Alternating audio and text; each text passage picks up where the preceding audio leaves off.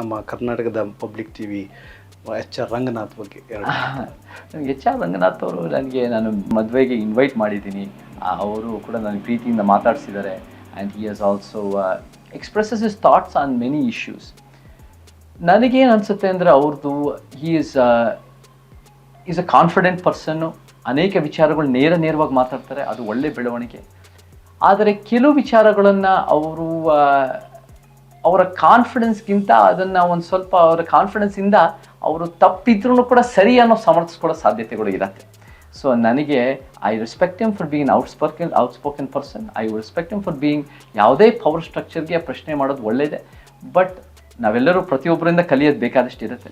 ಆಮೇಲೆ ನಾವು ಯಾರಿಗೂ ಎಲ್ಲ ಗೊತ್ತಿದೆ ಅಂತ ನಾವು ಹೇಳೋಕ್ಕಾಗಲ್ಲ. ಸೊ ನಾವು ಓಪನ್ ಮೈಂಡೆಡ್ ಆಗಿ ಇದ್ದಷ್ಟು it will be a better thing ಅಂತ ನನಗೆ ಅನಿಸಿಕೆ. Right sir, thank you so much. Thank you. ನಮಸ್ಕಾರ.